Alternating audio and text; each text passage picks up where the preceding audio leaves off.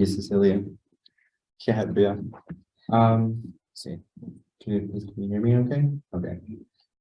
So yeah, it's a Zachariah Ben in Shia, yeah, the net and the slap. I was a touching Bashichin, Kithachini, the Shache, Ashi, and the Chanela. Akut Ego, the Nan and Shle, the Did a Shiaja, Yabitko Ben, will yeah, do Shesta, Mary Ben, will yeah. I was born and raised in Shiprock, New Mexico. I am a 6th generation farmer. Our son is the 7th in training. And so that's who I am. We'll head on over to the next couple of slides here. Oh. Thank you so much, Priya, again. I think that was really nice to just calm the nerves, but also like really focus. So that really helped me to like, okay, this is what I want to talk about. So here's Yabi.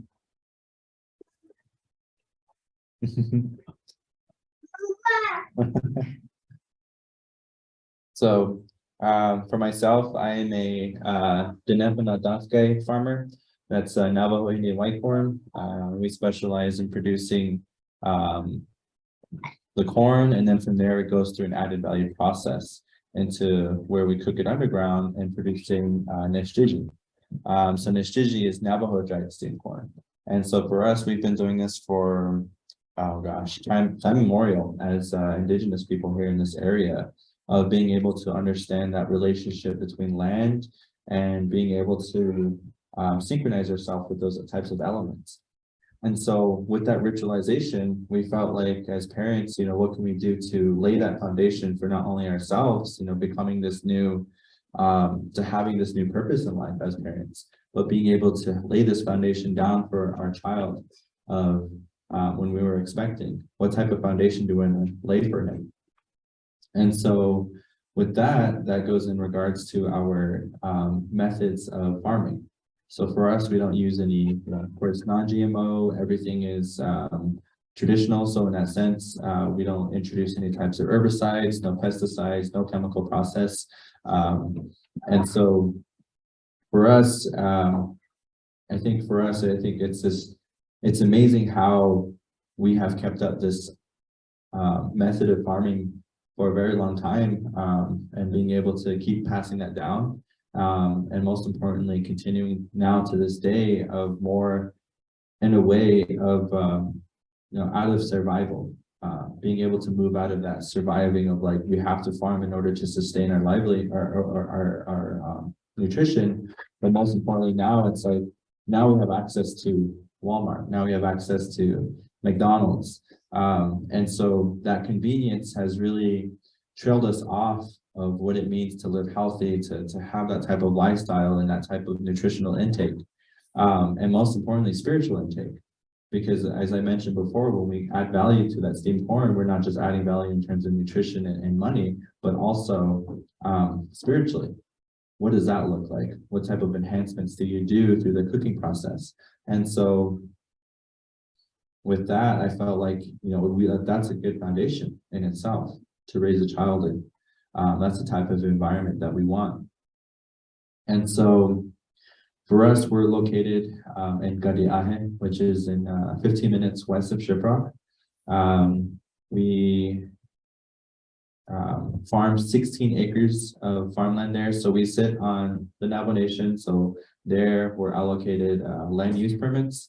So the one that we're sitting on is an agricultural land use permit. So because of that, we cannot have any types of permanent structure built on that farmland, and can only be used for agricultural purposes, not even grazing. So you can't bring in livestock later, technically on the rules there. But over time, the narrative that you'll hear and see is, a lot of these plots become idle, because in order for the next generation to acquire that land use permit, it either has to be transferred through a will or through voluntarily by whoever the descendant will be. And so with that, a lot of our plots remain idle because there is no forethought for that process. There is no preparation. So when the individual who has an agricultural land use permit passes away, then the LUP will just go into probate. And so that takes so much time. And so, for example, the plot that we are currently on in farming has been inactive and idling for 30 plus years. And so when we came onto the farm, we wanted to see it green. We wanted to see what type of life we can create along with our son. And so with that life was white corn, Jemez blue corn, Oaxacan green corn, squash, a variety of squash, a variety of melons, and Hopi amaranth. So Navajo dried steamed corn is an added value product for us as Diné people. And so what we'll do is we'll dig a 10-foot deep by 4-foot wide steam pit in the earth. And then from there, during harvest time, we'll build a fire in that pit. And that will burn all day consistently. Then as that's burning and the fire is going, we'll go ahead and go out to the farms, and then we'll pick anywhere from a truckload to 2 truckloads at a time, bring that back at the end of the day, and then add that into the pit. And so when we add it into the pit, we then layer the rim of the pit with mud, and that's going to be our adhesive for plywood that's untreated chemically. And then we have like a hole at the center of that. We add in water, some more mud, and then a lid, and then we weigh that down. And so that turns into, and then we like to say it's one of the original pressure cookers that we have there. And so that will cook for 12 hours straight. So if we put it in at 8 p.m., we'll take it out at 8 a.m. the next day. And then from there, you can just imagine the amount of heat, steam, and I guess the smell of the corn and the earth all just, spewing out of that pit first thing in the morning. And so we'll let some of that heat escape, and then we'll jump in physically. We'll collect the corn by buckets and throw that out, and then we'll have a team on top dehusking the corn. Or you can have it fresh out of the pit in that way. And so that's something that is very labor intensive. It requires a crew of workers and laborers. And so we do this every season 30 plus times. So you're looking at anywhere from a truckload to 2 truckloads at a time. And so this practice is something that has been incorporated into my family. And we practice that. We've never legitimized that process by, going out, getting a business license, or understanding what we can do to grab permits or certification for like food safety and handling like that through this process. And so I felt like, being able to come from that type of background and seeing my fellow farmers going through that same type of market and process. And so that's where, Bidii Baby Foods itself was created out of that, I guess, changing into what do we want, what type of quality do we want, and bring that pride back into farming, not just making another cash crop, but being able to say, well, this sustains me, and this is my livelihood, and this is going to take my kids to college, and this is something that I want my child to inherit. There's no types of forethought, and that again that leads back to the narrative of how a lot of these land use permits go idle. So our product is one of the first traditional baby food lines ever created. I think that's something that we were also surprised about as well. We looked all over, we Googled, we searched. There was only other one, but they have been active since 2020.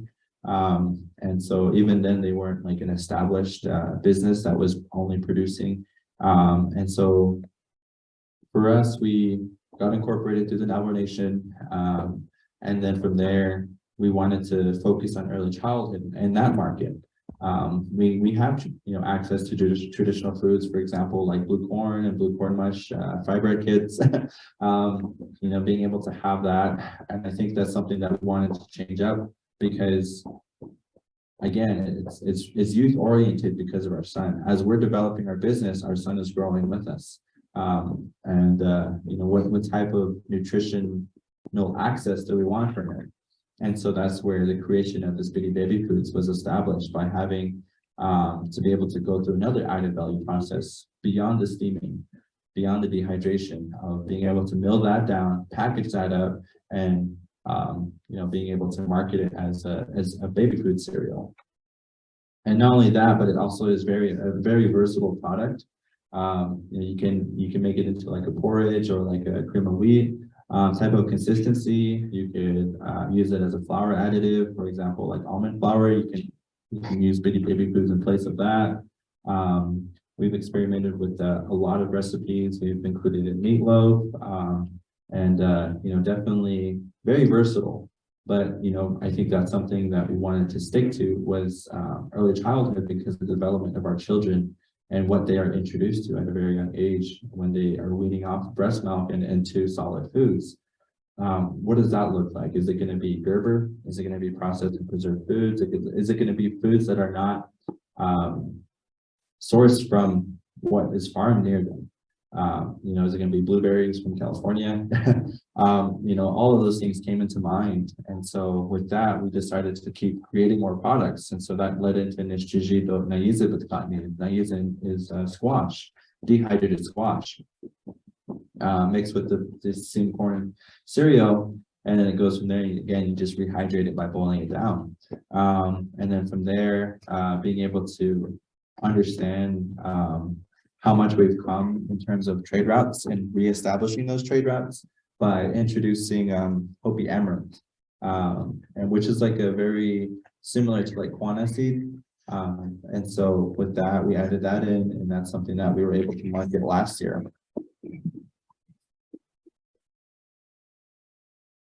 So Bidii Baby Foods, we're also established as an agriculture cooperative and a domestic business of the Navajo Nation. So our vision is a community where traditional indigenous foods are plentiful and accessible in early childhood and beyond. Our mission is to reconnect indigenous families with our longstanding relationship between earth and parenting. We believe that there is a direct connection between nurturing the land and nurturing our children. By understanding how to grow traditional crops and preparing them for young children, we are actively dismantling systems of oppression and rebuilding those indigenous foodways. So the inspiration for Bidii Baby Foods, of course, he's that's him. That's our inspiration. So we gave birth to our son March of 2021 in Hogan, out in the middle of nowhere, no running water, no electricity. You can see the image here. We did a traditional at-home birth. And that was something that took a lot of preparation, both in every aspect of it, mentally, physically, spiritually, and then myself as a father, what does that look like? What type of role is that going to be? And so that's, again, it leads back to the foundation of what our child is going to grow up in, and that starts at birth. And so it starts at birth and beyond, being able to look at the prenatal parts of development. What type of nutrition is mom eating? Mom is eating steamed corn. She's eating ananas-kade and fry bread and spam, and that's Yavi's intake. And so from there, a lot of the inspiration turned into like, okay, we're producers of food, we're farmers. So what can we do to increase that access to that type of food for everyone? Especially our son. And so we experimented that first year. We went out, we farmed 2.5 acres. Well, no, 2 acres. We farmed 2 acres. It was my first time really farming melons and squash as well, along with the corn crop. I specialize in corn. And so, moving from that into, squash and corn, what does that look like? And I was very excited for that season. And so from that to building our son's cradle board, that's something that really helped me engage with my family and being able to really fall into that role of what it means to be a provider, a caretaker, and a partner. And so when we farmed that first season, it was very challenging. We had to invest a lot out of our own pocket back into the farm.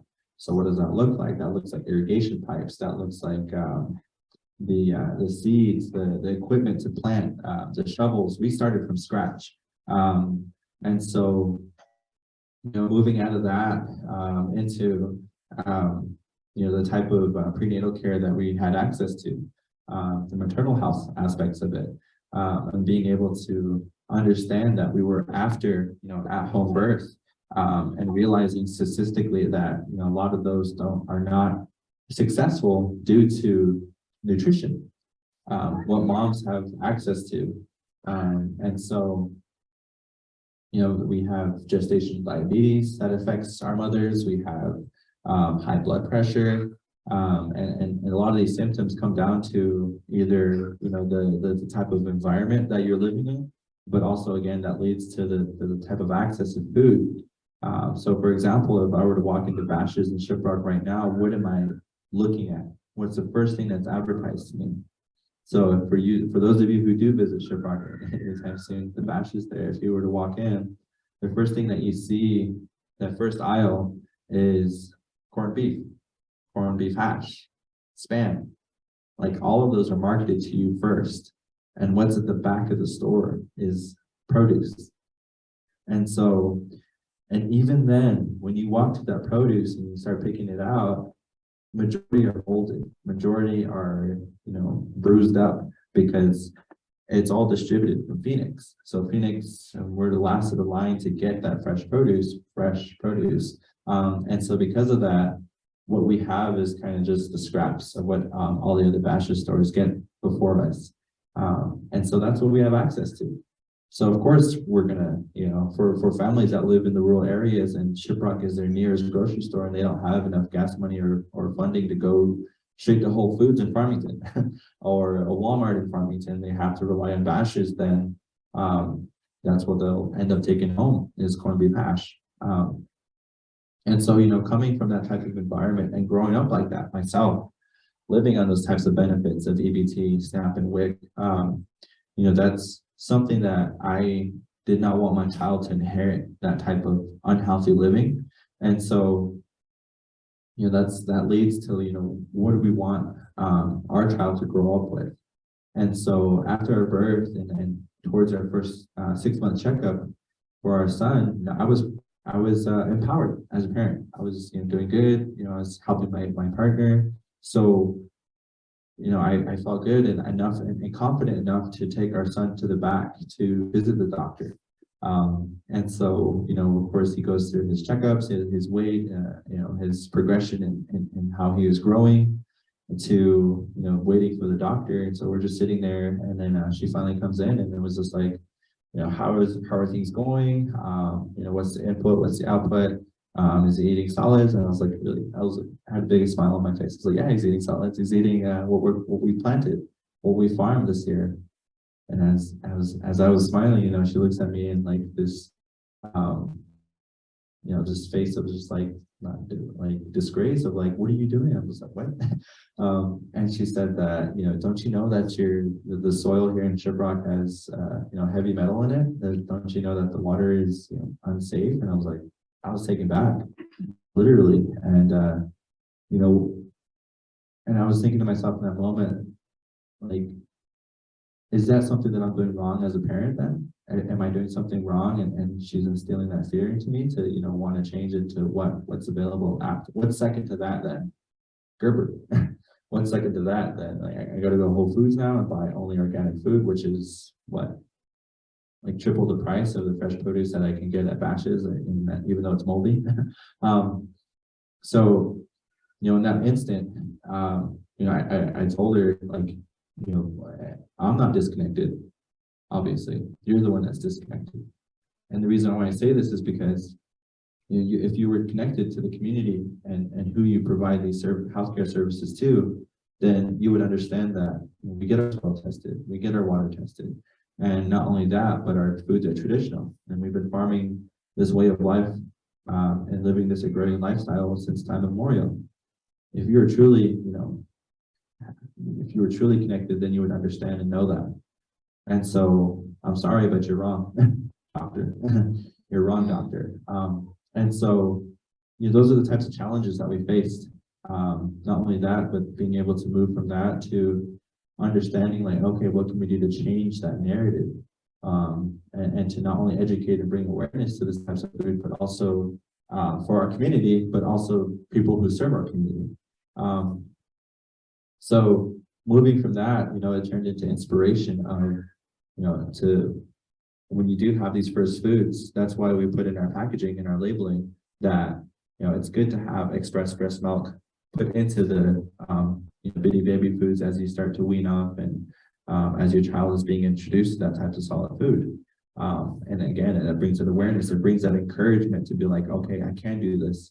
I can do this as a parent, especially for the new ones, the new families that are being created. And so a year later from that experience, after our son's 6-month checkup, when we started Bidii Baby Foods, that's something, I really feel, again, like, how would you say, gratified was that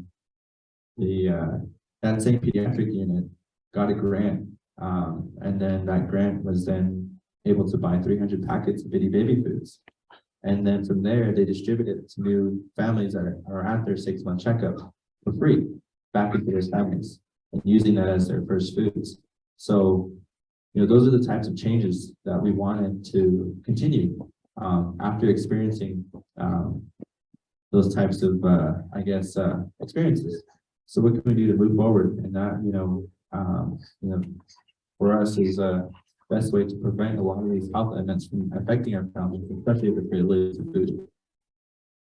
So a little bit of our, as that kind of a good transition into a lot of the accomplishments that we've had from that first year into the second year. We've established an independent farm, and again, that hasn't been farmed in 2 decades.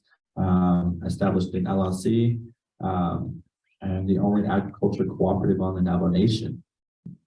It's good for us, but it's also a wake-up call for other producers and even leadership to understand that we are in a dire situation. So what can we do to create those solutions to move out of those challenges? We created a website for online sales. We sold 1.5 tons of product. That's just our first year. Last year was 2.5 tons of product. SNAP, Double Food Box, WIC certified. And again, that's to accommodate that market that, for families who aren't able to afford our product. They are able to then either have that type of access to these programs, but most importantly, moving into establishing a 501c3. So we have this, this 2 system that allows us to, use the LLC and its revenue to, of course, create that supply. And then you have the 501c3 where it brings that education, the programming, and the awareness to increase the demand.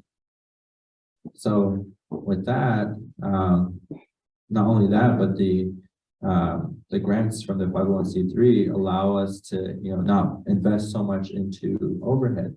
So because of that, our product prices are accommodating the economic status of our customers here on the reservation who are living below or at the poverty line.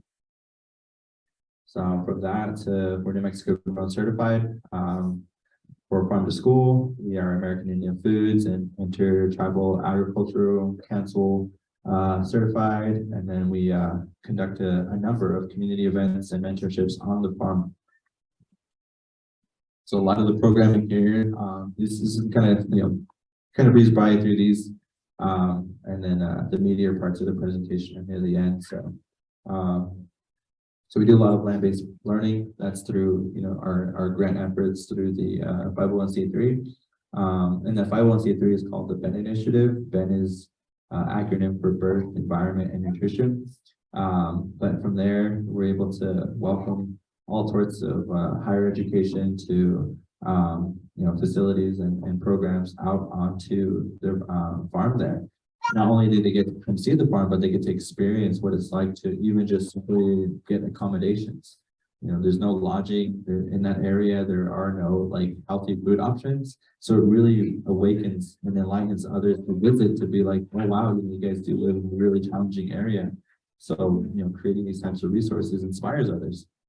From there to being able to include family. And I think that's something that has really big. Of course, that's instilled into our development, but being able to continue that type of connection for other families to become involved, not only in our programming, but also engaging with each other. So that's the type of site that we are able to, I guess, host, is because that allows us to engage with our newer families that visit us and teach them and inspire them, and as Cecilia likes to say, plant those seeds. And then I like to say is like, how do you water those seeds? How do you continue that growth? And so here, you're able to really practice that and ritualize that process. From there to, and I like this part of it because this is building up your ecosystem, and being able to understand what's out there and have that support for each other as entrepreneurs, as Priya is here, joining us and opening us our presentation here. Another good example of that is farm to table cooking classes. We deal with we work with a registered dietitian who is Navajo, and her name is Bidii Baby. She runs Tumbleweed Nutrition LLC, and she did this out of how much adversity she felt when she was working for IHS as a RD. So how can she move forward in being able to understand that, and to get her message across that it's okay to have Spam with steamed corn. It's okay to, but to totally cancel out unhealthy foods, and then introduce like healthy foods that are not even familiar with our first foods, then you become how would you say troubled. And so that's why a lot of our nutrition is up and down. And so she wanted a more softer, more inclusive approach. And so with that, we partnered up with her where she is able to then talk about Bidii Baby Foods in its scientific way, but also an educational way as her profession, to be able to say, this is something that you can use to, as a first foods, but most importantly, this is what its nutritional benefits chemically. So, being able to have those types of collaborations from business to business, from entrepreneur to entrepreneur, creating your own ecosystem. So now we bounce presentations off of each other. If there's an opportunity that arises and we feel like she is a great fit, we'll definitely recommend her. And so now, being able to understand that's the type of collaboration and network that you build off of the businesses and those opportunities. And so it's been really exciting being able to do those types of presentations, because the more people that you inspire, the more people that are more likely to eat those traditional foods. So farm to school, we sold around 2,075 pounds of produce last year, which fed 6,000 students near our local school districts there in the northwest region of the state. Majority of our children in our area qualify for the breakfast, lunch, snack, and take-home meals programming that we have there. And so with that, they're able to take Bidii Baby Foods home. That's a huge step. So again, it's increasing that access by the types of markets that you tap into. And then again, continuing those collaborative efforts with other entrepreneurs in your area, and being able to continue to build each other up in that way. So for a really good example of that is, we as producers were able to bring in and mill down the Nepanadontlitlish, which is the blue corn. And so with that, we were able to bring that in, and then procure the juniper ash to make blue corn mush. And then from there, Tumbleweed Nutrition came in and then held like a little presentation like this and walked through how to cook blue corn mush to the kitchen staff of the Farmington Municipal School District.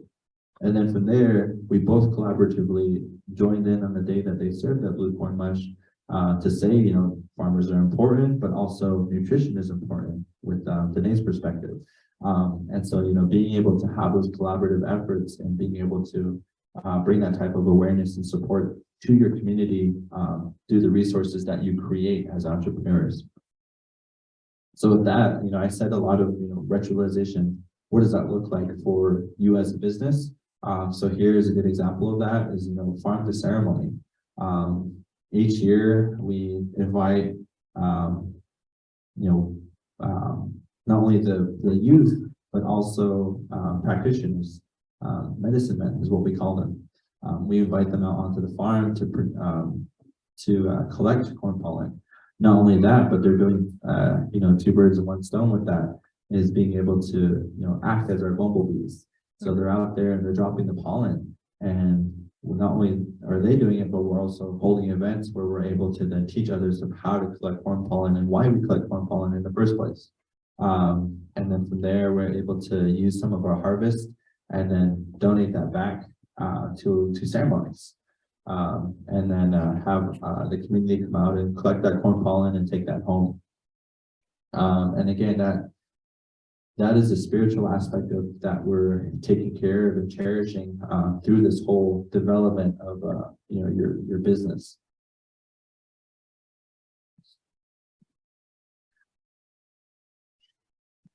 So the media parts of the presentation are now coming up. So what does that look like, and why is it healing, I guess? So for me, it was healing in a lot of ways. Being able to navigate the intergenerational trauma, the ACEs, the adverse childhood experiences, that what does that look like in terms of therapy, both traditional and modern.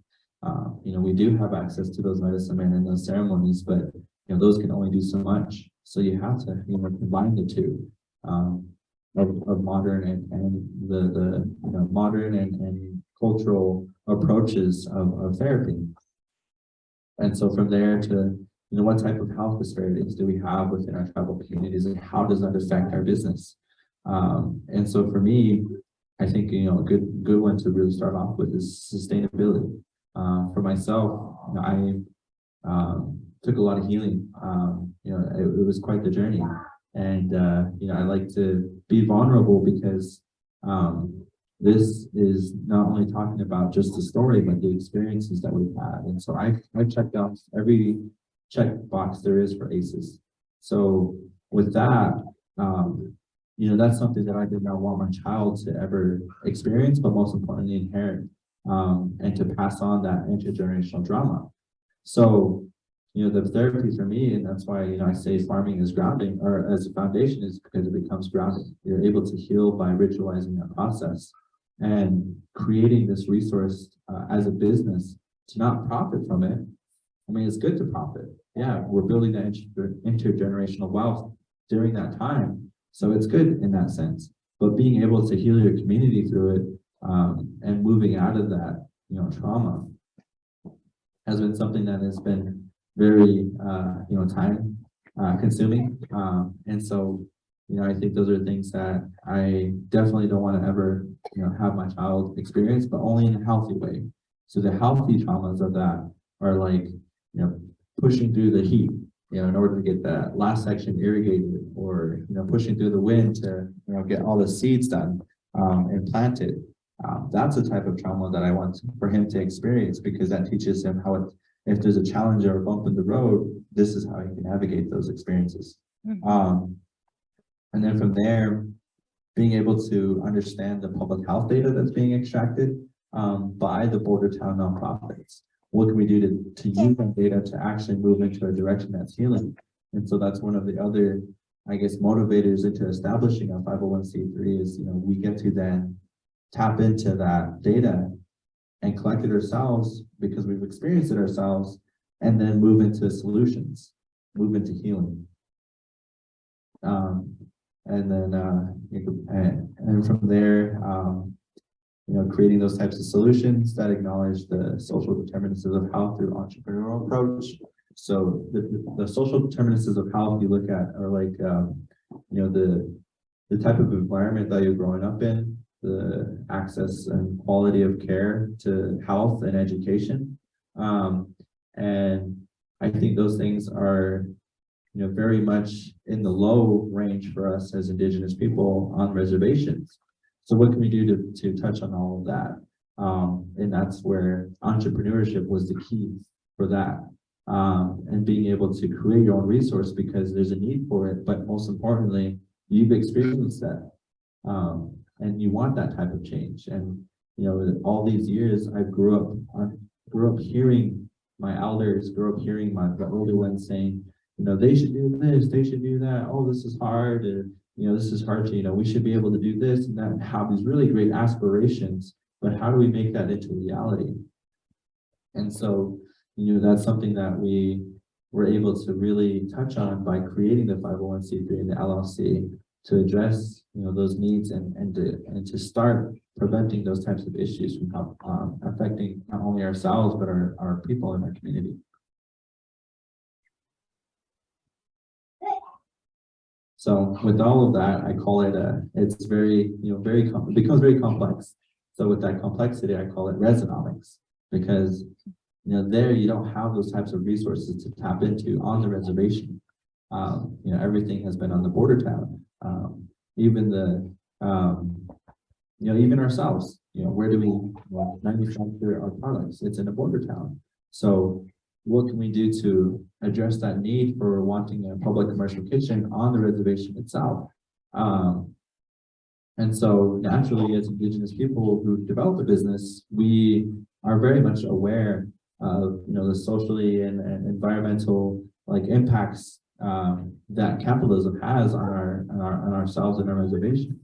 And so how can we move forward with that into a more just future? And so, by that, we've had our own markets, we've had our own currencies, but due to the disenfranchisement of colonial contact, then from there, we've been warring, we've been fighting to protect our way of life. And now that we've been so busy protecting and moving from that to surviving, now it's like, okay, we can finally breathe again. And so now that we're being able to breathe again, we've developed our farm and we've developed our business to where we can truly live an agrarian lifestyle. That's something that has not been accomplished since the signing of the treaties in 1864. That's a very long time ago.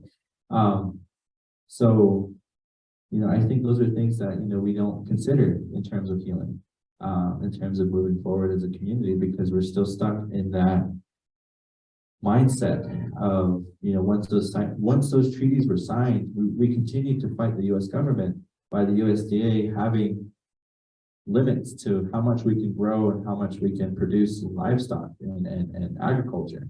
That was not sustainable. And so when you're moving from that and it's not sustainable and you cannot provide for your family and you're being surrounded by this Americana, what are you going to have to do for the betterment of your children? You're going to have to contribute. You have to become a contributing member of that society.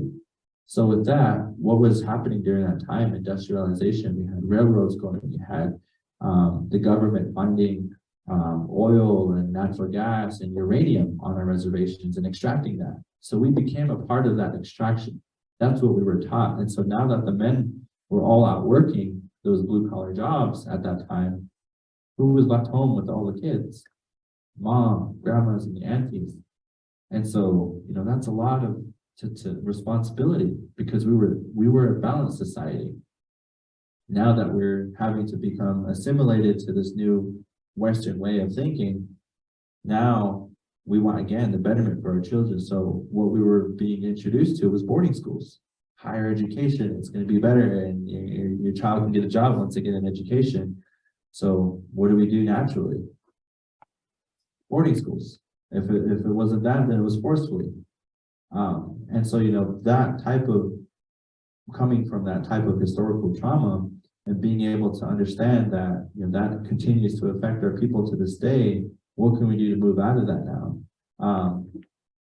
And so, those are things that I felt like we were able to touch on by the establishment of Bidii Baby Foods, because you are truly becoming that example of what it means to thrive and what it means to build that intergenerational wealth, and to, how would you say, recontinue that wealth that was severed 500 years ago.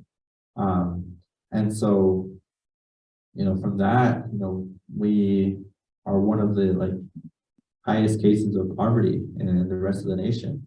America, no, New Mexico is like one of the poorest states, top, number 48, I believe. And so not only that, but then you got Navajo Nation who's right behind that, and so what can we do to address that high poverty rate? And being able to understand that 60% of your people who reside on the reservation make less than 20,000. It took us 20,000 to establish our farm. And that's not including fuel costs. That's not including meals. That's not including bills that need to be paid. That was just the start of establishing our piping, our hand tools, and our seeds for that season. So you're going to tell, people who are living on that net income to say, hey, you need to work your land, you need to, move forward in this direction, but you're telling them to invest their yearly income into that project? No, that's not going to happen. So then becomes this cycle of poverty where of course they're going to hang on to their land use permit because that's the only type of wealth that they have. And they're going to hang on to a couple of acres because that's worth something to them. And so that's why it's, some of those narratives, that's why they don't pass it down to the next of kin, because, it's just, that's so valuable to them. And, that's the only type of value that they have. So, being able to move from that to that, crabs in a bucket mentality, the oppressed become the oppressors. We've been learned to continuously live in poverty that, it's like, oh, you're doing so good. Can I borrow some money? Oh, you're doing so good. Can you buy this for me? Or, can I drop my kids off with you? All of those become, a reality. And I can romanticize all I want about the good, livings of reservation life, but a lot of those determinants really affect our children and how they perceive the world. And, how do we navigate that? And so, I think those are things that really put us into creating these solutions that will become sustainable, these long-term solutions, basically, of being able to say, hey, sorry, but, I can't let you borrow that amount of money, or, completely cutting those ties to family. So, for example, again, I'm being vulnerable is because these are the things that we actually do face, is that I don't talk to my parents right now, and I haven't talked to my parents in the past year because what happened? And we started this business, and they said, oh, you're too good for us now to help us on our farm. And I'm like, no, I'm raising a newborn, supporting my partner, and trying to farm on my own to be sustainable. Isn't that what the end goal was when you created us and you pushed us into, the cultural ways of oh, when the children are doing better than the past generation, then that is leaving behind a legacy, then that's healing. But now it goes from that narrative of how I was growing up like that to now it's like, oh, you think you're better than us. And I was like, I can't be, I'm just starting. And, how can I move past that? And so that's where boundaries came into play. That's where being able to put your foot down and say, I got to save this for my child. My wife is pregnant. My, my farm needs pipes. And so if I continue to invest into you, then, all that time and that energy spent is time away from my family, is time away from my farm. That's money away from my farm and family.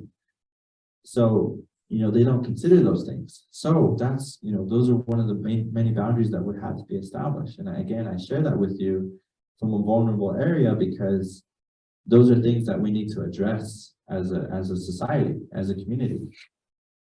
I think those are a lot of the things that, prevent adverse us, I guess is the term.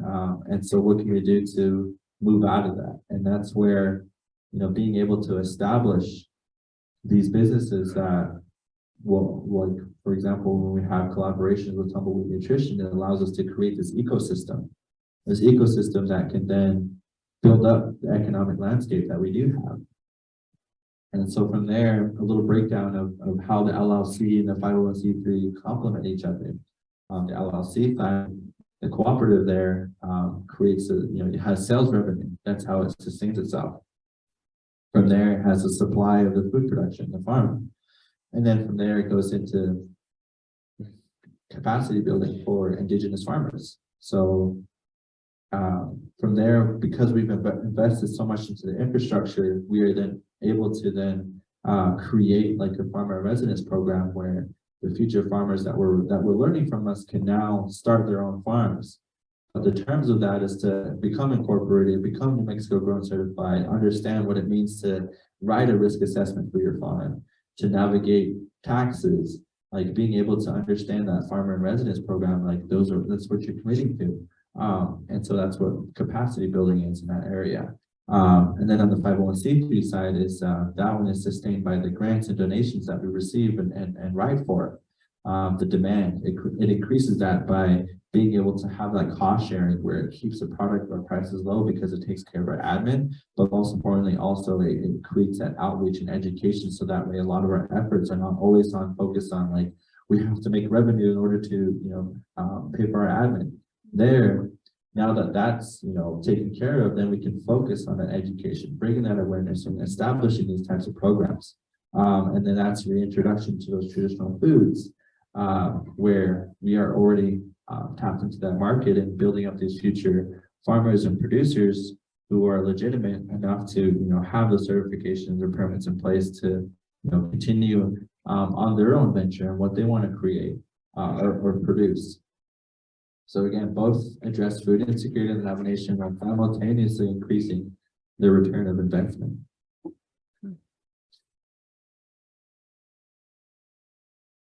So now all of that healing, all of that history to navigating the present, what does that look like? That's also a challenge in itself. And I say that because, I grew up surviving. And so, being resilient. So what does it mean to not be resilient and to actually thrive? And so, for me, that was, of course, the boundary setting. Being able to put up those boundaries to say, well, I want a sustainable way of living, and that's not going to be accomplished if I'm continuously investing in and having my time on an output rather than an input. So with that, you learn the power of no. I like saying that because that's something that we've learned recently, of like all these great opportunities, all these great things that are coming up, but if you are spread out too thin, then you're working overtime. So we have to say no. And no, we cannot do that presentation, or no, that's not going to happen because we just got back from the farming all week and we're both tired, and if we leave one with the other with the Yavi for another week, then that's not, that's unethical, but also it's tiring for the other. So that's the type of I guess the ways of navigating and having that healthy dynamic as partners in a relationship, but most as parents and then business partners. Understanding and having that dynamic, and then from there to having that community and mentor support, looking up to what does a father figure look like, what does a mother figure look like, and how would you say strengthening those relationships that you have within the community to the tribal government, the business development support that we don't do and don't have. Sometimes you do have it and sometimes you don't. And that's something that is not consistent, unfortunately. But how can we create those solutions to templates or amendments, at least in terms of policy, to help us as entrepreneurs become sustainable in Resonomics.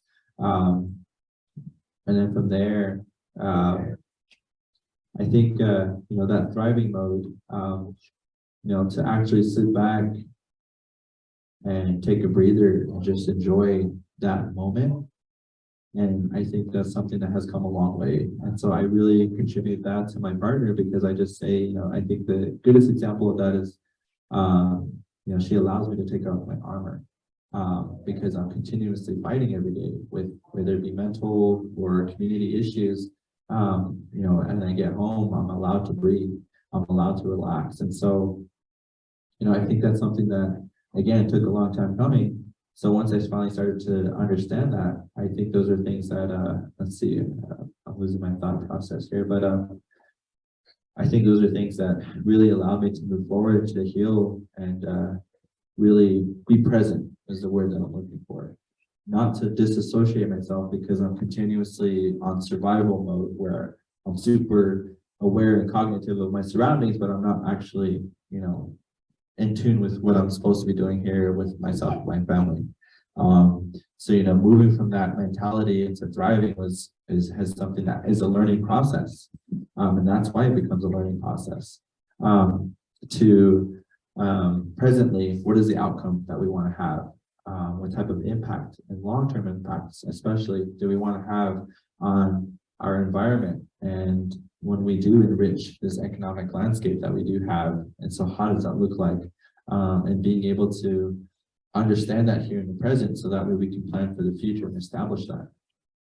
Of course, contributing to each other, reciprocity.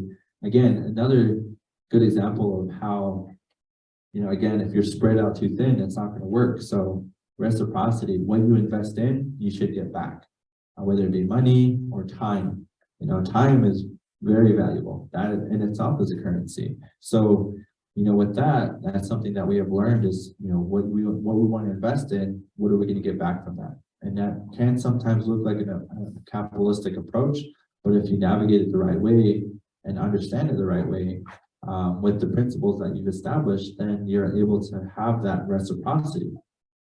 And that's where the cooperative model really helps us to keep that structure. And then without all that, you restore humanity. Being able to touch on that human aspect of yourself, of like what you want to do for yourself and how you want your community to perceive that and heal with that. And so I'll leave that off with a quote of like, everyone is equal, but some people are more equal than others. And so that goes to also navigating the bureaucracy and red tape of Navajo Nation politics, is because it's like, it's not what you know, it's who you know. And so, I think those things really allow us to open up, like, what does equity look like? What does equality look like? And being able to establish that within your principles of your business as an entrepreneur. And that's what I think is very empowering, because then you get to have that impact and that output.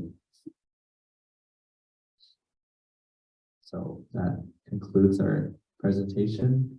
I do want to open it up to questions.